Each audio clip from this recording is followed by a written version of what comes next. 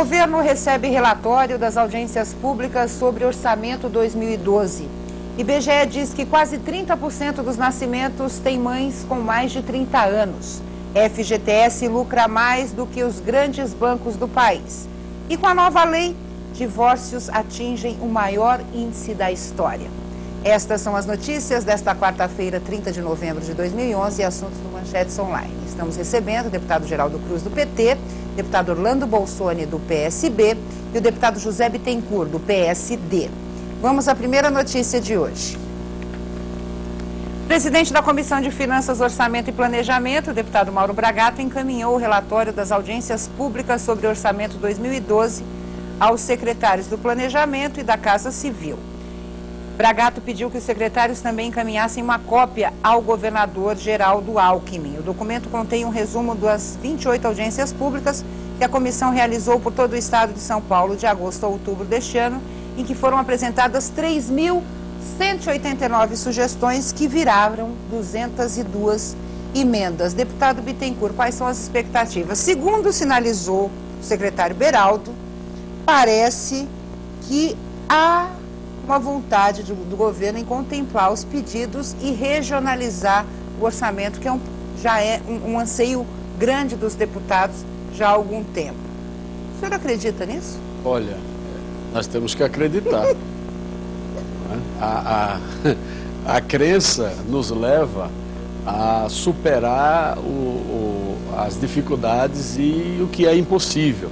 Quero cumprimentar o deputado Geraldo Cruz, deputado Bolsoni, nossos amigos telespectadores, dizer o seguinte, Ana, é um anseio da população do Estado, a Comissão de Finanças e Orçamento aqui da Assembleia Legislativa, numa das tarefas, no meu entender, mais hercúleas aqui da Casa, 28 audiências, o deputado Mauro Bragato e o deputado Marculino e outros estiveram constantemente, quer dizer, não abriram mão de estar presente nessas regiões, em diversos lugares do Estado, ouvindo a população, ouvindo os agentes políticos locais, evidentemente recepcionando as reivindicações e as demandas.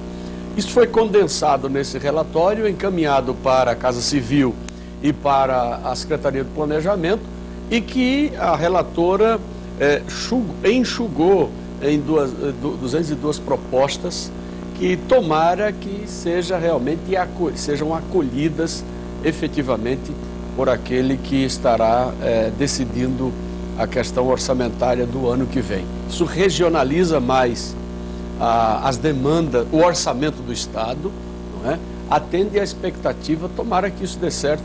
É uma luta que nós temos que acreditar, e certamente algo vai acontecer até esse final de ano. O deputado Geraldo Cruz foi prefeito de Embu das Artes, sabe que os prefeitos ficam em cima dos deputados exatamente para receber um pouquinho mais. Uma cidade precisa de uma ponte, precisa de moradia, precisa de uma escola.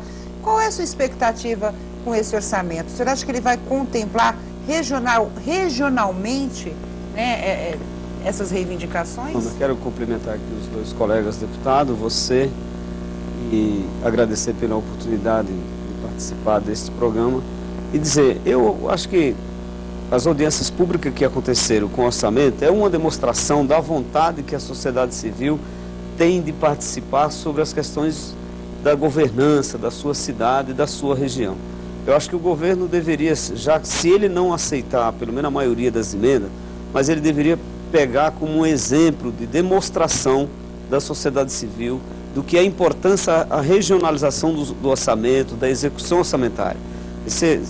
Quando e a nossa expectativa, a ideia da bancada do Partido dos Trabalhadores era inclusive de regionalizar o orçamento, para o orçamento do Estado vem, o orçamento da região tal é X, então, e após a criação da região metropolitana, faz mais do que necessário, Ana, essa medida. A minha expectativa, evidentemente, que é que o governo adote essa medida o mais rápido possível, que não seja ainda esse ano, mas já que foi criada a região metropolitana e vem sendo um debate também muito bom, muito importante. Porque, na verdade, a gente está vivendo um momento que o gestor público tem que começar a pensar de uma outra forma. Não dá mais, nós estamos vivendo um momento na nossa vida, na sociedade, que não dá mais para ficar decidindo as coisas sozinho. O povo quer participar. E quando ela há transparência... Você falou na manchete aí de outro tema que nós vamos falar aqui sobre ele. E nós vamos perceber por que houve esse avanço. Exatamente por conta das informações. As informações, quando ela chega para a sociedade, é mais fácil de nós achar a solução dos problemas. Um governo que abre a participação da sociedade, não tenha dúvida que para a gente encontrar a saída para os problemas é muito mais fácil. O senhor fez isso? Você falava, então, exatamente. Nós fizemos isso no Imbu. Nós, quando na prefeitura, é evidente, guardado todas as devidas proporções, um município com 250 mil habitantes, 76 quilômetros quadrados, estado de 42 milhões. Mas cheio de problemas. Sim. Nós tínhamos muitas coisas ruins na cidade. E como foi possível tirar a cidade de uma cidade mais violenta, de uma cidade pobre? A renda per capita nossa era R$300 por habitante. Hoje a nossa renda per capita é 1.200 e alguma coisa. Então era R$300 em 2001. E como que você vai resolver? Fazendo uma reunião em 4 paredes fechada com o técnico? Não. Nós fomos para a sociedade, fomos para a comunidade e botamos um orçamento participativo. Mas fizemos um orçamento participativo verdadeiro. Aquilo que era decidido na comunidade foi executado. Por quê? Nós mostramos a possibilidade de fazer. E quando você tem uma outra coisa boa, que é a Comissão de Finanças, né, Bittencourt, nesse debate, ela traz para o Estado a ideia de fazer um planejamento, pé no chão, a partir de você ouvir o cidadão envolvido. Então, acho que é nesse sentido que nós ficamos muito otimistas e parabenizar até a Assembleia Legislativa pela iniciativa de ir até lá, todos os prefeitos, todos nós queremos recursos quando nós estamos cuidando da cidade, é evidente. Mas eu acho que o mais importante para os prefeitos é esse poder participar e dizer, a minha região precisa disso. É aquela coisa, né? Os deputados representam vários municípios e muitas vezes desconhecem alguns problemas. Se o prefeito não chegar, o vereador não chegar aqui em Assembleia, o deputado não vai ter como ajudar, porque desconhece totalmente a problemática. Mas o que me chama a atenção nessas emendas é o suprapartidarismo, deputado Bolsonaro. Eu acho que quando se fala em bem comum e você vê PT, PSDB, PSD, PSB, todos assinando emendas comuns, isso é muito interessante. Eu acho que ganha principalmente a democracia do Estado de São Paulo. Como a competência costumeira, o deputado José Bittencourt ponderou de forma a questão, primeiro, da regionalização. O problema, ele ocorre no local. O problema, ou o desafio, ou a construção, o desenvolvimento, se ele não for tão local, integrado, sustentável e social, tão bem lembrou o deputado Geraldo Cruz, assim, o que acontece? É uma possibilidade de você levar o orçamento a esse grande instrumento. Aliás, o governo moderno, o deputado Bittencourt é um estudioso do assunto, ele se originou, a democracia se originou no orçamento, em 1217, quando a população se negou e, como lembrou o deputado Geraldo, como? Participar, nós queremos saber para onde que vão todos esses recursos. Então, e esse orçamento, ele tem uma característica fundamental, que é a questão que ele também acompanha o PPA. Então, veja que o deputado Geraldo falou assim... Que norteia as ações, para as pessoas entenderem, assim, 4 anos. Isso, ele falou planejamento. Então, veja, ele está... E o orçamento desse ano, então, sempre do primeiro ano de governo, ele tem essa característica fundamental, está atreladíssimo ao planejamento. Qual que é a expectativa do orçamento? Quanto? 190 bilhões, deputado Bittencourt? Em torno disso. 160 bilhões? Precisa ter muito planejamento mesmo para aplicar evoluindo de certinho. 146 para 160. E eu acho que ainda está subestimado, né? Mas todo ano tem essa se questão prevê uma coisa e sempre ele vem um pouquinho maior. Nós vamos ter que desaguar numa discussão mais aprofundada sobre a questão, agora não dá tempo, de um orçamento impositivo. Não pode ser meramente uma peça fictícia, não é? Porque a bancada do PT reclama todos os anos. Nós vamos chegar a um momento de discutir, talvez não esse ano, outro, mas daqui a alguns anos, é preciso que venha desde o governo federal, o governo do estado e o município, se crie uma cultura de se ter um orçamento impositivo, não uma peça de ficção. Quer dizer, e que o gestor, aquilo que foi decidido. Claro, que o gestor não tenha essa larga margem de remanejamento no orçamento. Aí é que está, porque vai de encontro à questão da participação popular. Olha, não, eu acho que vai muito de encontro, no sentido, Ana, não é? Talvez pode parecer um posicionamento político, evidentemente que cada um de nós temos a nossa ideologia, o jeito de governar, mas o que eu insisto em dizer é que o problema público é de todos nós. E não dá para a gente ficar em casa esperando que o Estado fique lá dizendo, eu estou fazendo por você, não tem essa. Então é bom que o Estado vá até a comunidade, como foi a comissão, para ouvir e dizer, e aí nós vamos estar trazendo solução para problemas de fatos reais. Porque eu posso passar, de repente, num bairro e achar que a necessidade... Já aconteceu muito isso. A gente faz programa de governo, você passa, não, a prioridade aqui é uma creche. Não, não é. A prioridade nossa aqui é melhor ter a escola, porque a creche a gente vai segurando, mas se não tivesse... Enfim, são várias coisas, o exemplo que nós temos que fazer. Então, o trabalho que a Comissão de Orçamento fez, os deputados, de fazer isso, eu acho que é uma coisa positiva para que o Estado, o governo do Estado, eu acho que o Alckmin poderia inspirar um pouco nessa atuação da Assembleia. A Assembleia já vem fazendo isso outros anos, mas acho que esse ano foi mais participativo, teve a presença de vários deputados, mesmo deputados que não eram da comissão. Já acontece desde 2006, 2007. Isso, acho que é isso. Mas acontece assim, com uma certa... Eu ouvi muita participação dessa vez, tanto de deputados como da comunidade. Sim. Muitos deputados participando mais, né? A gente acho que é bom porque tinha um pouco essa presença a mais. Bem lembrado, a questão das frentes também, por exemplo, a frente de enfrentamento ao crime participou de todas as audiências. Nós nos dividimos, o deputado Donizete Braga compareceu a maioria, por exemplo, minha região fui eu que dei cobertura. Então isso que eu acho uma discussão mais ampla. Mais ampla. Eu só espero que o governador exatamente atenda essas emendas, que não são dos deputados, mas são da própria população. Vamos para a segunda manchete. Já há algum tempo a gente tem visto uma discussão muito grande sobre os resultados do IBGE, resultados muito interessantes, e esse é sobre nascimentos. Vamos lá. Percentual de nascimentos entre a população feminina com mais de 30 anos já representa quase 30% do total, revela a pesquisa do IBGE. Segundo as estatísticas do Registro Civil 2010, o percentual de registros de nascimentos de mães com 30 anos ou mais subiu de 23,3% em 2000 para 28,2% em 2010. A que tipo de reflexão isso nos leva, deputado Geraldo Cruz? Então, Ana, esse é um tema que eu acho que, infelizmente, a imprensa não divulgou ele com os dados completos, porque poderíamos ver que classe social está e qual a classe social que nascia mais e que era a gravidez precoce. Você vai perceber, em todos os levantamentos, em todos os dados, nós acompanhávamos que eram as classes mais baixas, de menor formação, de poder aquisitivo. Então, acho que um dado interessante é que o Brasil mudou. O Brasil nos últimos anos mudou. Uma demonstração nessa pesquisa é que a população está comendo mais, as pessoas têm mais uma qualidade de vida melhor, estão estudando mais e tem mais informação. Começou a planejar. E uma coisa que foi muito criticado às vezes, e acho que às vezes, claro que você tem que pesar as duas questões. Eu vou levantar um outro tema aqui, que está dentro dessa questão, está dentro desse resultado, que é a questão que eu considero de informação, Ana. A população precisa ter informação para tomar as atitudes dela.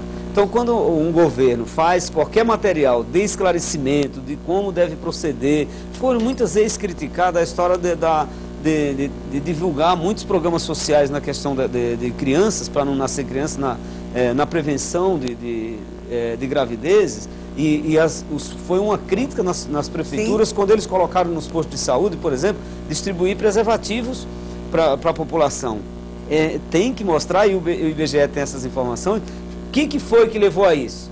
São fatores importantes, como o poder aquisitivo da população que melhorou nos últimos 10 anos, o poder de informação, a informação que chegou com mais clareza, e esse acesso a esses bens, aos bens que são da população. Então, eu acho que são esses fatores que eu acho que vale a pena fazer a discussão nesse tema, porque é importante, você hoje a população, como estava dizendo na matéria, ela está estudando, a moça ou o rapaz, olha, eu quero ter filho, mas depois que eu concluir meus estudos. Então você cria, por quê? Porque está tendo informação. Tem uma conscientização que não havia antes. E eu acho interessante o seguinte, a gente teve uma preocupação muito grande ao longo do tempo, é claro que essa preocupação ainda existe com relação à gravidez na adolescência. Eu quero até dar... existe, mas caiu. Exatamente, homenagear uma pessoa que fez um trabalho brilhante no estado de São Paulo, com pouco recurso, que é a doutora Albertina Duarte, que conseguiu mostrar, né, que é possível fazer com criatividade. É claro que o governo poderia ter destinado mais recurso para reduzir ainda mais a gravidez na adolescência, mas isso é um dado extremamente positivo, né, deputado Bolsonaro? É bem lembrado, o deputado Geraldo lembrou a questão da informação. A informação é fundamental. Eu acho que também, já discutimos aqui, Ana, a questão do papel da mulher. A mulher, ela assumiu... a gente está ganhando um espacinho maior, né? Hoje a gente tem uma presidente da República. Mais que isso, acho que conquistando. Então, isso leva a nova, assim, o comportamento. Hoje ele é diferente. Claro. Hoje nós temos mais oportunidades. Mais oportunidades. É uma atividade essencialmente participativa.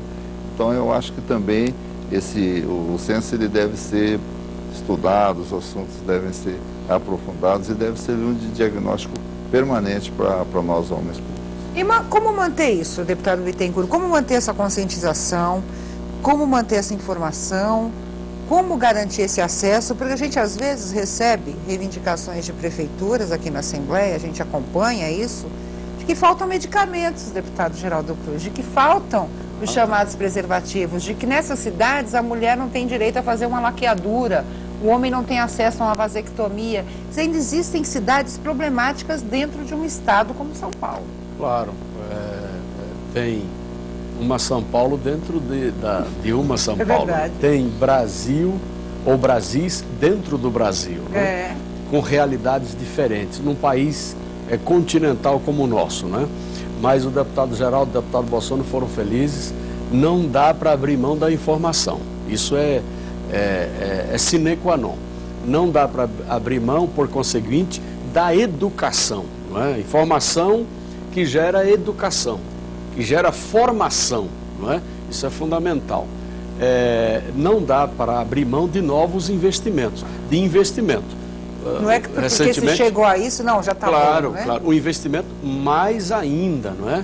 Muito embora os investimentos para a saúde são carimbados, quer dizer, são constitucionais, mas o gestor público, ele não pode ficar distrito somente ao percentual estabelecido pela Constituição. Se ele tiver folga no orçamento e havendo crescimento econômico, é evidente que ele tem que investir mais na saúde, investir mais na informação, no planejamento familiar. Isso aqui é uma coisa que nós temos que fazer. O número de registros também diminuiu nesses últimos 10 anos.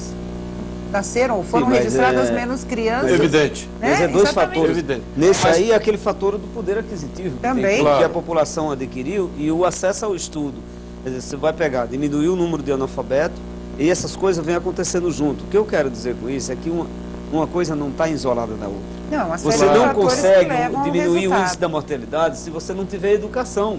E aí é onde vem a informação. O planejamento familiar é um instrumento essencial, tremendo, né? Para o Estado. Eu sou contra o controle da natalidade, que é diferente, né? Agora, o planejamento familiar teria que ser uma política de Estado, não uma política de governo.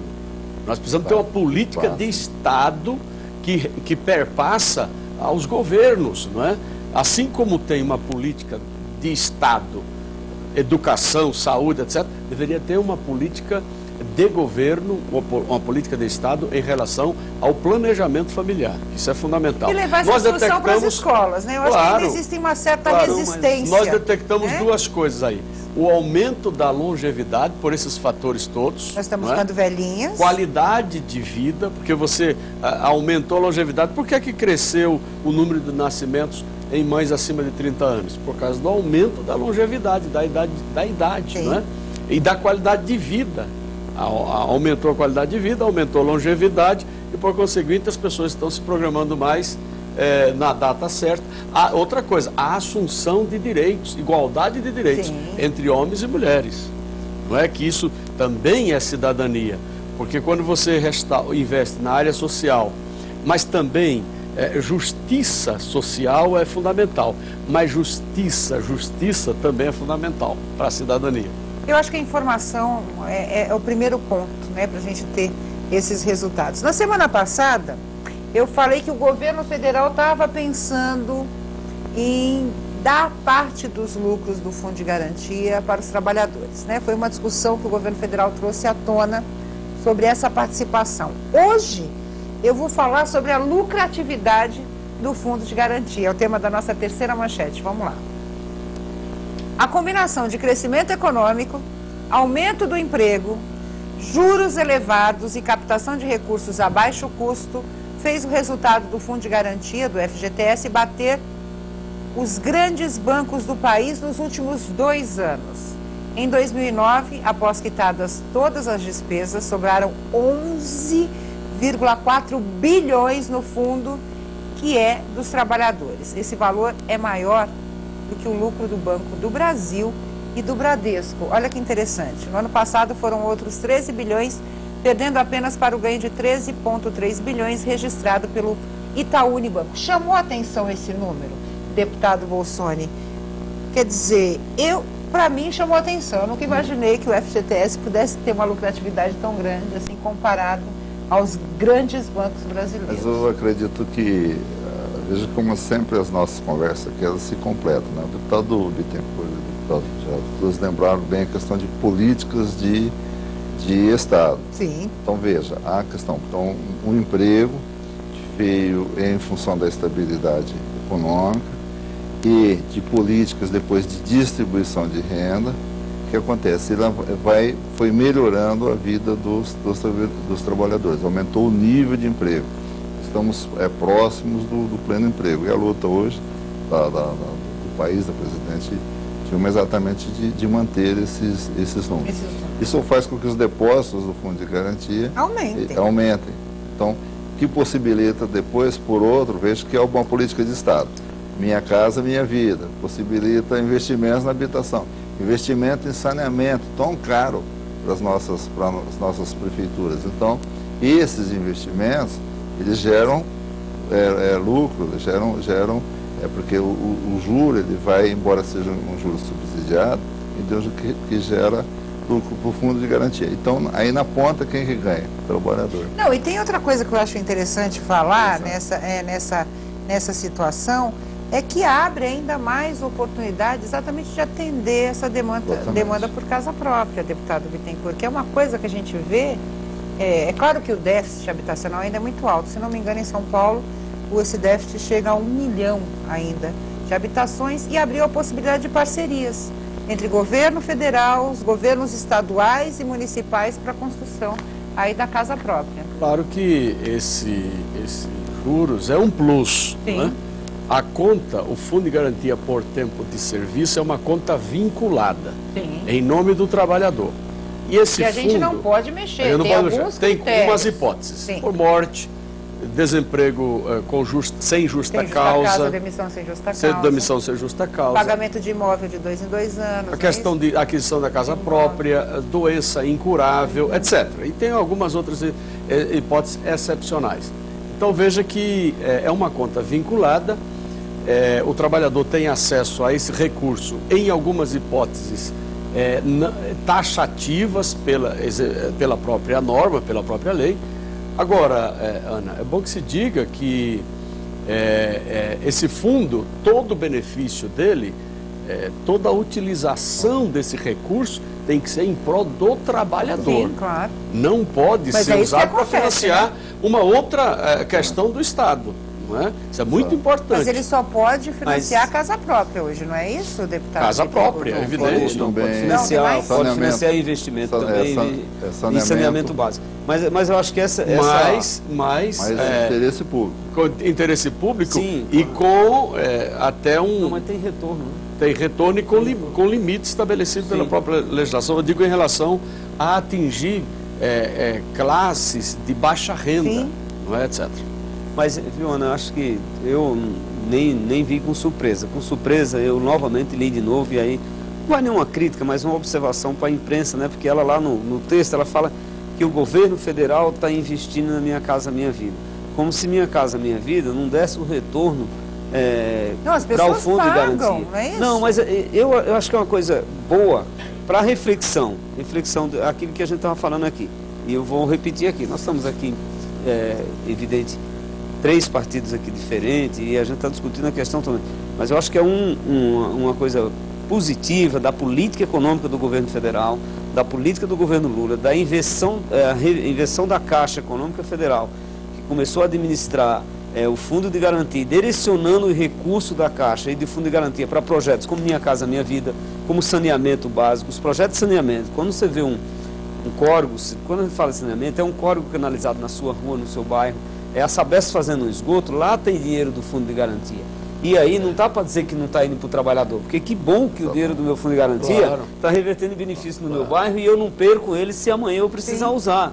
Quer dizer, então entender um pouco numa linguagem talvez não tão técnica, que eu também não posso falar, mas eu falo na simples, de eu saber, enquanto morador e trabalhador, que o córrego na frente da minha casa, que o esgoto está sendo tratado com o dinheiro do Fundo de Garantia, que eu também contribuo. E saber que o dinheiro está lá, né? A casa, o acesso à casa é um dos fundos mais bem utilizados do que nós temos no país. Tem o tal de um fundo constitucional, tem dinheiro lá e não se utiliza.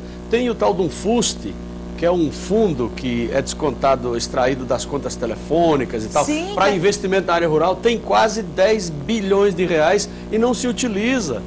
E foi uma discussão feita aqui na Assembleia. Nós temos, exatamente, e nós estamos pesquisando a respeito para trazer algumas medidas. Então, é um dos recursos melhor utilizado e administrado pelo governo federal que nós temos no país. E que seja sempre o meio aí de financiamento mais lucrativo, porque ele só vai ajudar. De moradias populares, para que a gente acabe com esse déficit habitacional. E não somente para os moradores, para os trabalhadores de baixa renda, né? Para todos, né, que tenham acesso. Mas, Ana, é que tem um dado na Caixa, que infelizmente, eu já tenho dito isso na Caixa, não podia divulgar. Olha, eu já tentei pegar um financiamento, deixa eu só te falar um negócio para você, olha. Até o ano de 2002, 90% do financiamento que a Caixa fazia em moradia era moradia de alto padrão. Daí para cá, de 2003 para cá, que começou a discutir isso e mudar essa lógica da Caixa. Para tirar essa lógica, hoje 90% do financiamento da Caixa está direcionado à classe média e à classe baixa, que é correto financiar de todos, mas não de uma só, né? Então eu acho que esses critérios estão mudando no Brasil. Eu estou esperando minha vez, estou louca aí para fazer um contratinho com a Caixa Econômica Federal. Você vai ter, com certeza. Infelizmente, a gente não vai poder falar da manchete número 4, acabou o nosso tempo. Eu ia adorar discutir isso com o deputado Bittencourt, sobre a questão do divórcio, o aumento do divórcio na história do Brasil, mas é com relação também à facilidade hoje, nos trâmites da separação, mas nós vamos falar sobre isso numa nova oportunidade. Quero agradecer ao deputado Geraldo Cruz, deputado Bittencourt, deputado Bolsoni. Só sustentando aí, o casamento não entrou em desuso, não. Não obstante... Casamento ainda é moda. O aperfeiçoamento do divórcio, da lei do divórcio. Aquela coisa, ainda é bom casar. Manchetes Online vai ficando por aqui, nós temos um encontro no próximo programa. Um grande abraço e até lá.